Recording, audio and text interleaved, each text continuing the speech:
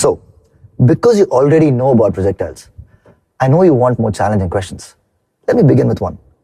Let's say I throw 3 projectiles, one like that, one like this, and one like this, 30, 45, and 60 degrees.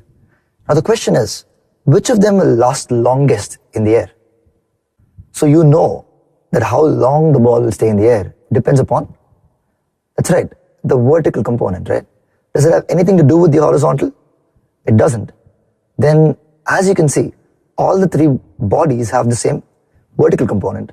So all of them should remain in the air for the same time. That's our intuition. Let's see if it works.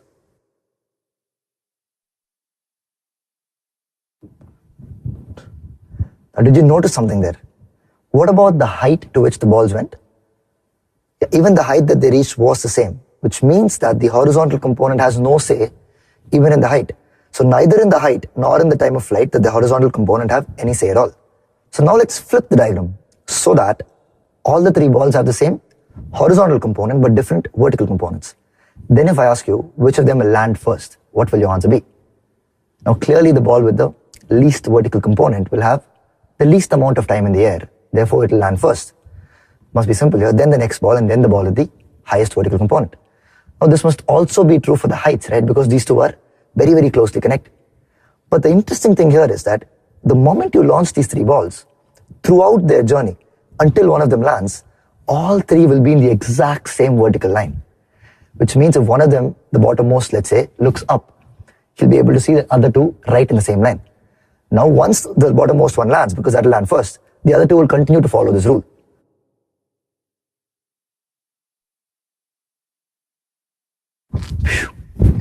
With all this, if I ask you, of the 2 motions, the vertical and the horizontal, who's the boss? What will your answer be? What does the time of flight depend upon? Only the vertical component. What about the maximum height reached? Only the vertical component. What about the range though? The horizontal component and the vertical, right? Because the range depends upon the horizontal component and time. And the time depends upon the vertical component. So who really is the boss? The vertical component. It calls all the shots. It says how long the ball will be in the air, how high it will go. The horizontal just determines, given the time, how far the ball will land on the x-axis. Now, in the above question, where we threw 3 balls at 30, 45, and 60, if I ask the question, which of these balls will travel the farthest while they land? In other words, which of them has the maximum range? What will your answer be? Now, I know some of you are tempted to say 45 degrees. Why? Maximum range means 45 degrees, without any question.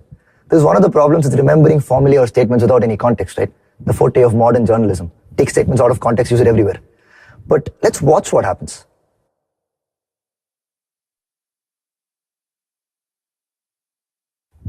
Now what you saw should not surprise you, because all the 3 balls have the same horizontal component, which means that for a given second, all of them will travel the same distance. So what's going to determine the range? The time spent in the air, and that's determined by whom? The vertical component. So the ball with the largest vertical component will have the maximum range over here, and that's the ball thrown at 60 degrees. But now you'll say, sir, but maximum range somewhere I remember is 45 only. Where does that come from? So we look at that now. So in the beginning, we kept the vertical component fixed and then asked some questions. Then we fixed the horizontal and asked some questions. Now let's fix the resultant of the 2. In other words, the speed. And then ask the questions about height and range.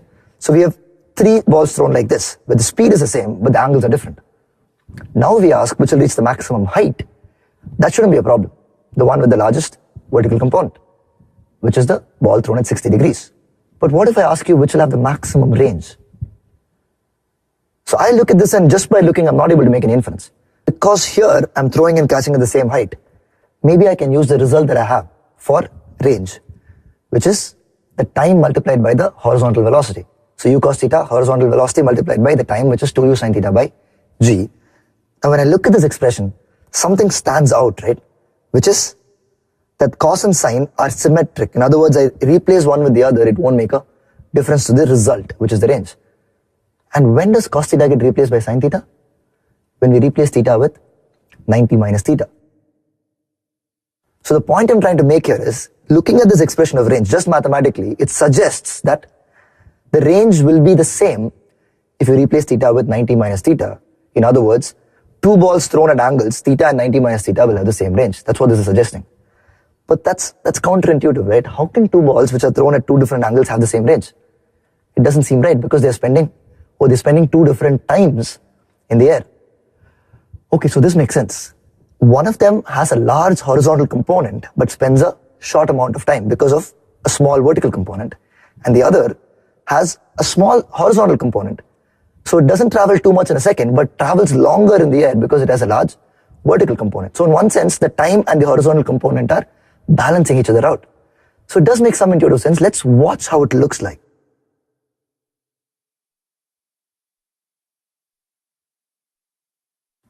Wow, how beautiful is that? You can see that complementary angles have the same range as long as you're throwing and catching at the same height, which means in our original question, 30 degrees and 60 would have had the same range. So you've learned a lot already, but still we don't know the answer to one question, right? Which of the three will have the maximum range? Now to calculate the maximum range, let's look at the expression again. But now, let's do the same rearranging we did back in the previous video where we told you, right? The reason for rearranging will become obvious now. And it's going to become obvious here. So how are we going to rearrange? 2 times sine theta cos theta is sine 2 theta. So your expression is going to look like this. U square sine 2 theta by g. Now your u is a constant, g is a constant, 2 is definitely a constant. So you have sine 2 theta over there. So this expression is going to get maximized when the value of sine is going to get maximized. What's the maximum value sine can take? Yeah, 1, right? It can never go beyond that. So the best we can hope for over here is u square by g. So for that the sine 2 theta must be 1. When is sine 2 theta 1? When that expression inside 2 theta is 90 degrees, right? Sine 90 is 1. So 2 theta is 90, it's becoming obvious that theta must be 45. I know some of you are sighing a huge sigh of relief. Ha! Some familiarity at last, right? Maximum range of 45 degrees. Now you know how it comes. It comes from maximizing the expression for range. Now I want you to watch something closely here, right? Is there any way we could have inferred anything about the question asked over here, throwing from a fort? Have you ever spoken about it? The best answer to this question should have been, I don't know, because we never discussed that case. Till now, what have we been talking about? All our results were for a very special case, right? Throwing and catching at the same height. So there's suddenly a question about something else, then the answer should be, I don't know, until we go ahead and solve it. So let's be very sure about what inferences we've made and what we have not. What we have made in this video is that if I throw at a constant speed, where I can only change my angle, and if I throw and catch the same height, then if I throw at 0 degrees, the range will be 0.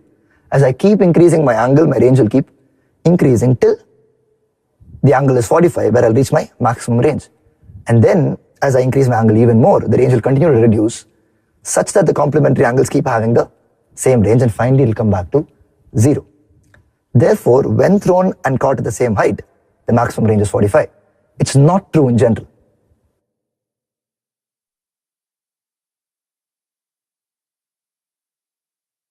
But I know that you're not satisfied.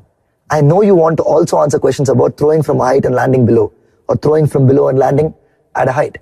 I know you also want to answer the questions about what's the maximum range in these cases, because you know it need not be 45.